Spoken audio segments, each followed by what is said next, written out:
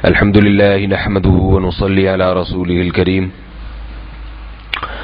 أما بعد فأعوذ بالله من الشيطان الرجيم بسم الله الرحمن الرحيم يا أيها الذين آمنوا اجتنبوا كثيرا من الظن إن بعض الظن إثم ولا تجسسوا. ایک اور جرم گناہ جسے لوگ گناہ نہیں سمجھتے حالانکہ وہ کبیرہ گناہ ہے اور اس پر بہت سخت وعیدیں ہیں، وہ ہے کسی کے ذاتی معاملات میں گھسنے کی کوشش کرنا، کسی کی پرائیویسی میں دخل اندازی دینا. اللہ تعالیٰ کی ایک صفت ہے ستار، چھپانے والا، گناہوں پہ پردہ ڈالنے والا. تو اللہ یہ چاہتے ہیں کہ میرے بندے بھی دوسرے کے عیوب کو چھپائیں، کھود کھرید کر کے کسی کے عیب پر مطلع نہ ہوں. آج یہ بہت بڑی بیماری ہے، اپنے حالات سے بے خبر رہتے ہیں اور دوسرے کے گھروں میں جھانکنے کی کوشش کرتے ہیں. رسول اللہ صلی اللہ علیہ وسلم نے ارشاد فرمایا: من استمع الى حدیث قوم وهم له کارہون صب فی اذنیہ الآنک یوم القیامہ.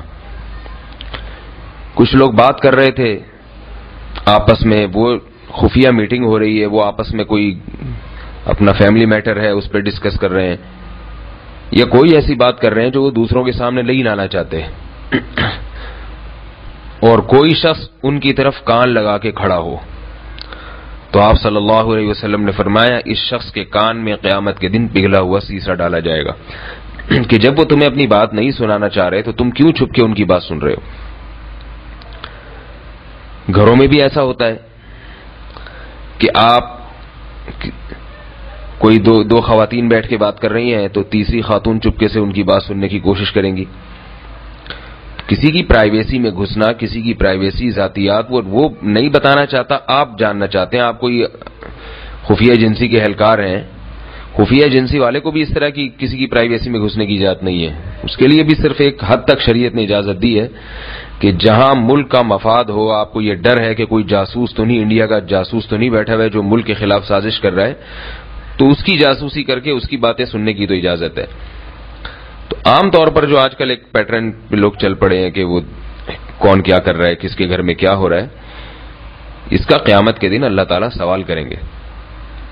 کئی مواقع پر اس حکم کی خلاف ورزی ہوتی ہے. پہلے میں اس بارے میں ایک اور حدیث سنا دوں کہ اس شریعت نے اس بارے میں کتنی سخت تاکید کی ہے. حدیث میں ہے کہ رسول اللہ صلی اللہ علیہ وسلم جب سفر سے واپس لوٹتے تو کئی مہینوں کا سفر ہوتا تھا، جب واپس لوٹتے تو مدینہ شہر کے کنارے پڑاؤ ڈالتے تھے اور کسی قاصد کو بھیجتے کہ جاؤ شہر میں اعلان کر دو، منادی کرا دو کہ یہ سفر سے قافلہ واپس لوٹ چکا ہے. اور آپ صلی اللہ علیہ وسلم نے صحابہ کو بھی منع کیا کہ اچانک گھر میں داخل نہ ہو، پہلے اطلاع دے دو کہ میں آ چکا ہوں.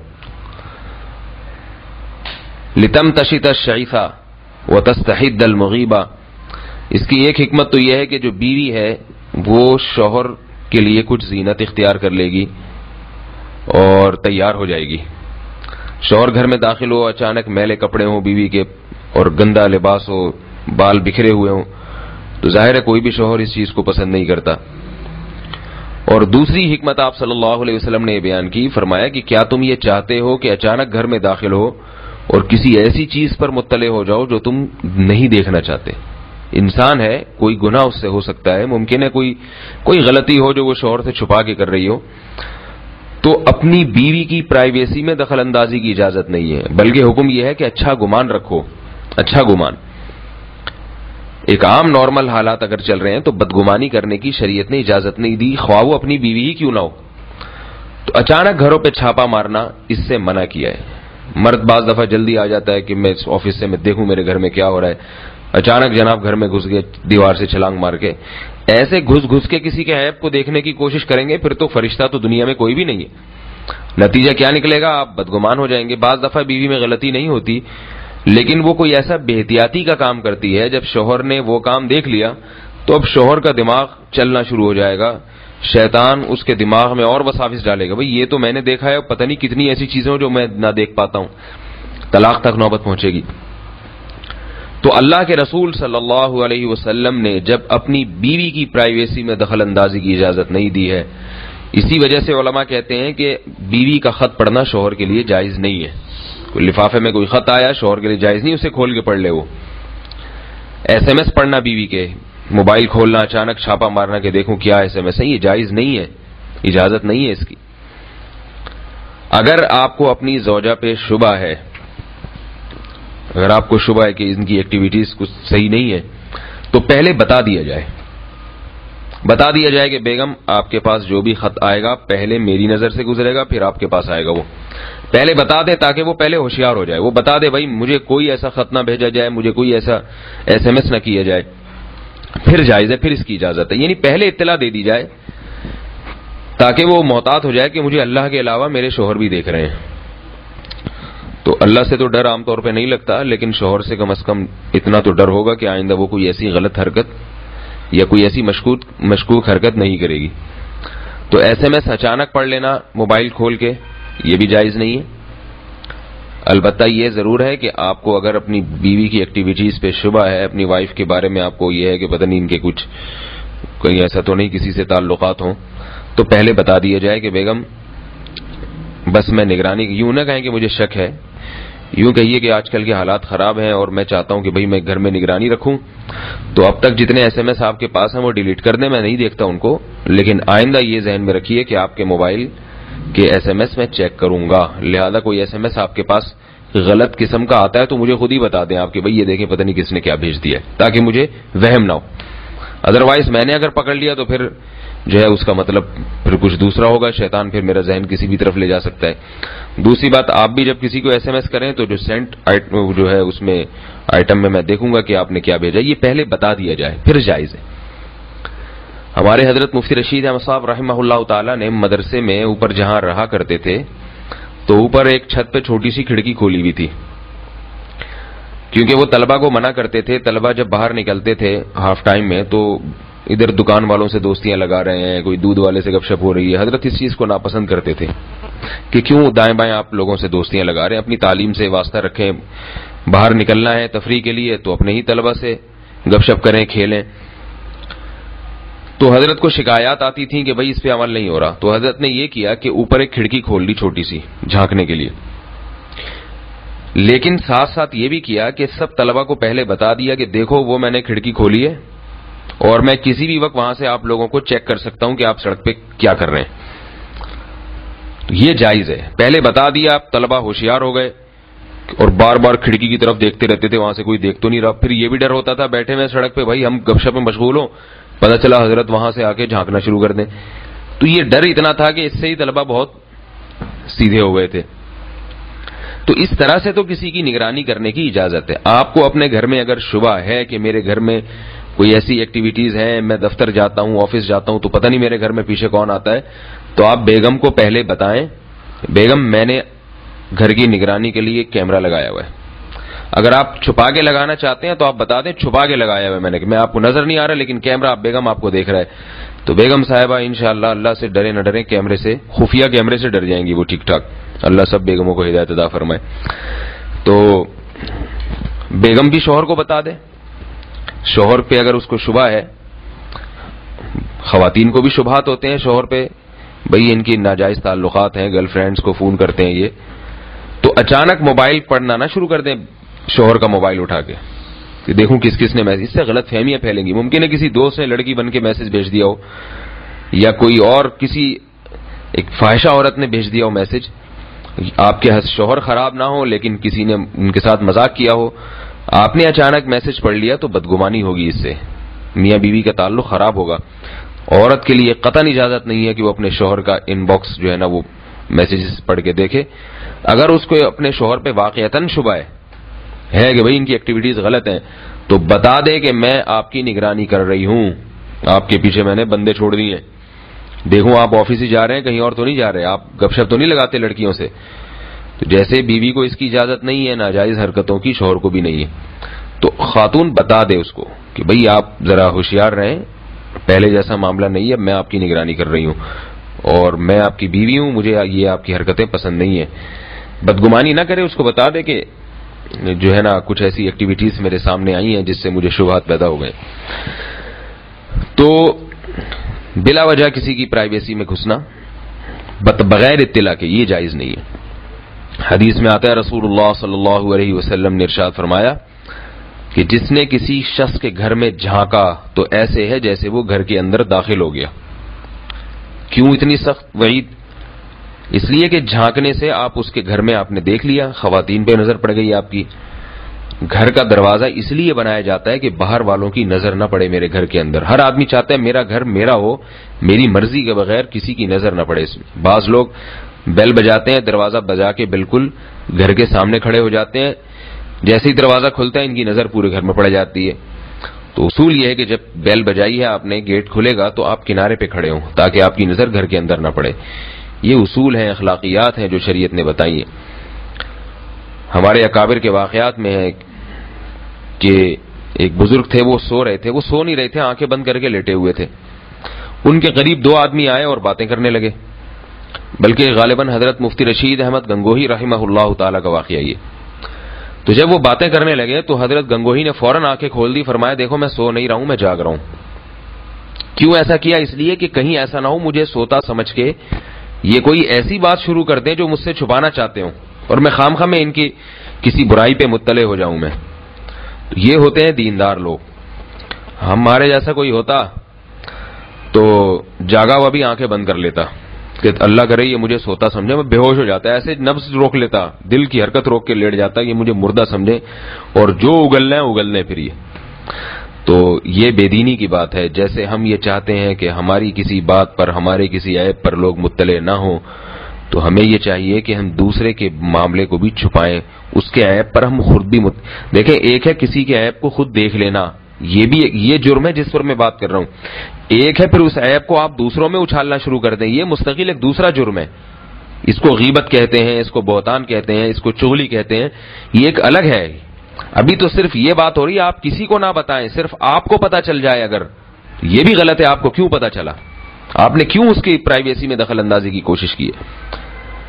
تو ایک مرتبہ حضرت عبداللہ بن مسعود رضی اللہ تعالیٰ عنہ کے سامنے کچھ لوگ آئے، شکایت کی کہ فرمایا کہ فلاں کی داڑھی سے شراب کا قطرہ ٹپک رہا ہے۔ عبداللہ بن مسعود رضی اللہ تعالیٰ عنہ غضبناک ہوئے، فرمایا کہ اتنا تجسس کسی کی ذات میں اتنا گھسنے کی اللہ نے ہمیں اس کی اجازت نہیں دی ہے کہ ہم جا کے داڑیاں چیک کرنا شروع کریں کہ کوئی شراب تو نہیں پی ہوئی اس نے کسی کی، کہ پانی ہے یا شراب ہے۔ یہ ہمیں اللہ نے اجازت نہیں دی ہے اس کی۔ جو سامنے آ جائے نشے میں تو ہم اس کو کوڑے لگائیں گے، نہیں ہے تو ہمیں اب گھس کے کسی سے تفتیش کرنا، وہی تو پیتا تو نہیں ہے، تیری داڑھی کو چیک کرنا اور بال چیک کرنا اور پھر اس سے سوالات کراس کوشچن پوچھ کرنا کہ دیکھوں یہ شراب میں تو نہیں ہے۔ تو اتنی سخت پابندی ہے اس کی۔ موبائل آپ آج کسی کو اپنا لیپ ٹاپ استعمال کے لیے دے دیں تو آپ نے جس کام کے لیے دیا ہے وہ کام تو کبھی نہیں کرے گا۔ وہ آپ کے سارے فولڈر کھول کے چیک کرے گا، تصویریں بھی چیک کرے گا، انٹرنیٹ میں آپ کی جو ہسٹری ہے وہ بھی چیک کرے گا کہ دیکھوں یہ کیا کیا ویب سائٹ پہ انہوں نے دیکھا ہے۔ تو بھئی تجھے کیا یہ دیکھ رہا ہے، تجھے کیا بھئی اس پاس؟ وہ اچھی چیز دیکھتا ہے، وہ گندی چیز دیکھتا ہے، آپ کو آپ کے پیٹ میں کیا مروڑا ہے؟ آپ سے تھوڑی سوال ہوگا قیامت کے دن اس بارے میں۔ تو کیوں دیکھ رہا ہے وہ جا کے؟ غلط ہے یہ۔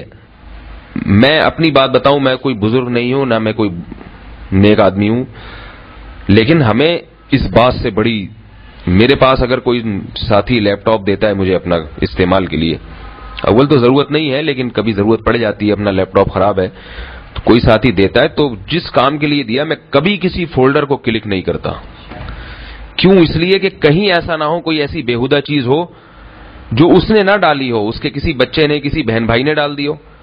ایسا بھی ہوتا ہے بعض دفعہ، لیپ ٹاپ گھر میں سب استعمال کر رہے ہیں، کسی نے کچھ ڈال دیا اس میں، کسی دوست نے ڈال دیا۔ اب میں نے اگر اس فولڈر میں دیکھ لیا کوئی ایسی بیہودہ چیز تو میں اس لیپ ٹاپ والے سے بدگمان ہو جاؤں گا۔ دل جو ہے نا اپنے اختیار میں نہیں ہوتا، آدمی کو وسوسے آنے سے پتہ نہیں کیسا خراب آدمی ہے، حالانکہ وہ نہیں ہوتا بعض دفعہ خراب۔ تو بھئی دیکھو ہی نہیں کیا ہے ہماری بلا سے، اور اگر کبھی نظر اتفاق سے خود بخود پڑ گئی، کوئی سامنے کوئی چیز آ گئی تو بس پھر آدمی تعویل کر رہے، پھر بدگمانو۔ بدگمانی ایک الگ ٹاپک ہے، ابھی میں بدگمانی پر بیان نہیں کر رہا، تو وہ ایک الگ ٹاپک ہے۔ اگر کوئی چیز آ بھی گئی ہے سامنے تو اس کی تعویل کرے انسان، بھائی ہو سکتا ہے اس نے نہ ڈالی ہو۔ انٹرنیٹ پہ آپ نے کسی کو دیکھ لیا بیہودہ چیز دیکھتے ہوئے تو آپ تعویل کر لیں، بھائی ہو سکتا ہے کوئی اور ویب سائٹ کھول کے بیٹھا ہو یا اچانک کوئی ایسا ایڈ آ گیا ہو جس سے یہ بدگمان، یعنی جو ایسی بیہودہ چیز اچانک سامنے آ گئی ہو، تو اس طرح بھی ہو جاتا ہے بعض مرتبہ۔ اور اس کی مرضی کے بغیر بھی کوئی چیز سامنے آ سکتی ہے. تو کسی کا لیپ ٹاپ استعمال کرنا، اس میں پھر آپ سارے فولڈرز میں گھس جائیں اور دیکھنے لگیں کیا کیا ہے، اس کے ای میل چیک کرنا. ہیکنگ کرتے ہیں لوگ، فیس بک سے پاسورڈ اٹھا لیتے ہیں، پھر دیکھتے ہیں کہ ای میل چیک کرنا شروع کر دیتے ہیں. یہ تمام چیزیں حرام ہیں، ناجائز ہیں، اس کی شریعت نے بالکل اجازت نہیں دی ہے. اور ایک بدماشی، اس کو میں بدماشی اس لیے کہوں گا کہ یہ میں خود بھگتا ہوا ہوں. آپ آج اپنے بیٹھک میں کسی کو بیڈ روم میں بیٹھک میں بٹھائیں، کسی کو مہمان خانے میں، تو بعض دفعہ ایسا ہوتا ہے کہ سب سے پہلے تو وہ نظریں گھمانا شروع کر دیتا ہے. دیکھوں ان کے گھر میں الماریوں میں جھانکنا تاکنا شروع کر دیتا ہے کیا رکھا ہوا ہے. میرے ساتھ ایسے ہی ہوا، میں گیا مہمان کو بٹھایا، میں چائے وائے کے لیے گیا ہوں اندر. جب آیا تو پتا چلا وہ الماری کھول کے کھڑے ہوئے. تو بھئی کیوں کھولی الماری میں کوئی قابل اعتراض چیز نہیں تھی، لیکن مہمان کو اس کی اجازت نہیں ہے کہ میزبان آپ کو بٹھا کر گیا ہے تو آپ اپنی مرضی سے اس کی الماری کھول کے دیکھنا شروع کر دیں، کمپیوٹر ٹیبل کھول کے اس کی درازیں کھول کے دیکھنا شروع کر دیں. ایک دفعہ میری ڈائری کھول کے بیٹھے ہوئے تھے ایک صاحب. میری پرائیویٹ ڈائری تھی، میں نے رکھی ہوئی ہے، اس میں ظاہر ہے ڈائری میں کچھ بھی لکھ سکتا ہے انسان. تو اب میں آیا ہوں تو وہ میری ڈائری کا مطالعہ کر رہے ہیں. تو خیر اس میں کوئی الحمدللہ قابل اعتراض چیز نہیں تھی، لیکن اگر ہوتی تو وہ تو اچھال دیتے ساری دنیا میں کہ مفتی صاحب ہیں اور دیکھو انہوں نے لو لیٹر لکھا ہوا ہے، ٹھیک ہے نا. تو اور مقصد بھی یہی تھا کہ مولوی صاحب ہیں، مولوی صاحب کی تو تجسس کا ہر ایک کو بہت شوق ہوتا ہے. تو ایسے آدمی کو تھپڑ مار کے گھر سے باہر نکال دینا چاہیے، تھپڑ مار کے. بھئی آپ کو ہم نے اپنے گھر میں اس لیے نہیں بٹھایا کہ آپ گھسیں. خواتین میں بعض کی عادت ہوتی ہے کہ آپ کی والدہ کی محلے میں کسی سے دوستی ہے، والدہ وہ خاتون کو لاتی ہیں، وہ آتی ہیں گھر میں بیٹھتی ہیں، آپ اس لیے برداشت کرتے ہیں کہ ہماری امی کی سہیلی ہیں، ہماری امی کی فرینڈ ہیں، اور وہ فرینڈ آپ کے گھر کا ایک ایک راز کہ وہ محلے پڑوس میں سب کو بتاتی پھرتی ہیں. آپ نے دل بڑا کیا کہ بھئی یہ آنٹی ہیں، آ جائیں ہمارے گھر رہیں، کوئی بات نہیں، ہماری امی کی فرینڈ ہیں تو گویا ہماری ہی امی ہو گئی ایک طرح سے، گھر میں رہیں. اور وہ ایک ایک چیز تاک رہی ہوتی ہے، ان کا بچہ کیا کرتا ہے اور ان کی بچی کا چکر کس سے چل رہا ہے اور کن کن لوگوں سے ان کی موبائل پہ باتیں ہوتی ہیں. آج کل خواتین میں بہت دیکھا ہے.